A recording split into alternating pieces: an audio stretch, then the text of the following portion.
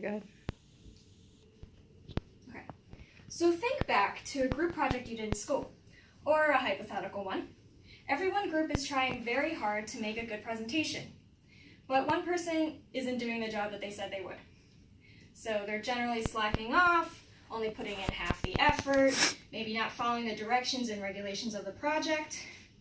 So the group may have been promising a great presentation, but certain key elements were missing or slacking, which resulted in a lower grade. In the same way, disregarded or carelessly handled details brought about the tragedy of the Titanic.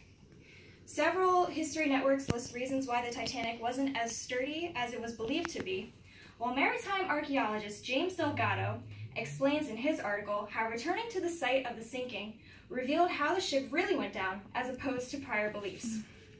I have done several reports on the sinking of the Titanic through my academic life and learned even more while researching for this speech. Today, I would like to share with you some of the mistakes which led to the Titanic sinking the way that it did. Okay. The RMS Titanic was set for disaster before it ever even left the shore because it was ill-equipped with not enough lifeboats and was constructed incorrectly. The ship was built under outdated regulations, which resulted in there not being enough lifeboats for the thousands of passengers and crew members on board. Despite being a brilliant architect, Thomas Andrews managed to look over a few minor details that ended up causing catastrophic problems. So Thomas Andrews built in 16 watertight compartments that would stop the ship from sinking if 2 of the first 4 were to fill with water.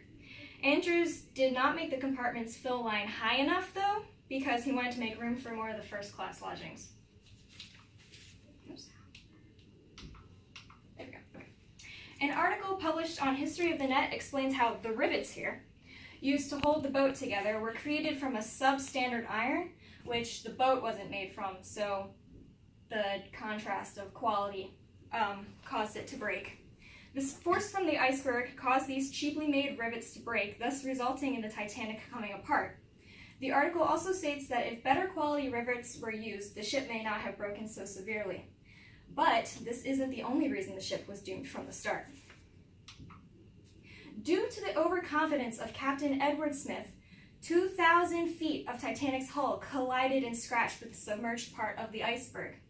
An excerpt from the book Ships of the World states that Captain Smith was ignorant to the lookout Frederick Fleet's calling of the iceberg ahead. His subordinates were the ones who decided to fire distress rockets and launch the lifeboats. So the iceberg itself stood about 100 feet tall, but was also 200 to 400 feet long and partially was hidden underneath of the water. Due to the carelessness of the builders, the unsinkable ship was easily torn apart by the large iceberg. The book Ships of the World also explains that because of the aforementioned problems with the rivets being made of cheap material, the iceberg was able to pierce the hull, busting the rivet seams. When the Titanic scraped the side of the iceberg, a hole was ripped into 6 of the watertight compartments, which then started to fill with the icy cold water. This was just the beginning of the end for the Titanic, but soon enough more damage would come. When the Titanic started sinking, it indeed cracked in half. According to the maritime archaeologist James Delgado, again, historians originally believed that the ship sank in all one piece. But when archaeologists found the boat in 2 halves, new research was conducted. Before the 1980s, research had been saying that during the sinking of the Titanic stood perpendicular to the water, but this never explained how the ship was found in 2 halves, far away from each other. Once the boat was found, several expeditions to the site in 1980s and beyond started to reveal that the previous assumptions of the sinking were wrong, and since 2010, archaeologists have been able to survey much more about the sinking. This new data collected proves that the Titanic snapped in half before sinking to the bottom of the Atlantic, landing the 2 sections 1,930 feet away from each other. So as you can see, the compartments were filled with water. The ship started to dip forward.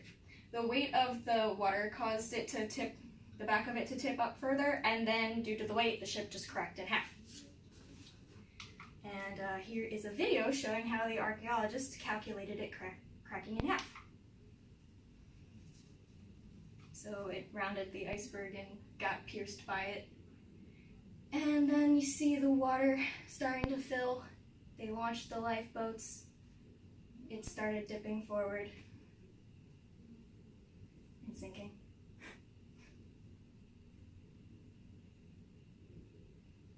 And then stuff started breaking off of it. And it did go up a bit, but then it cracked in half.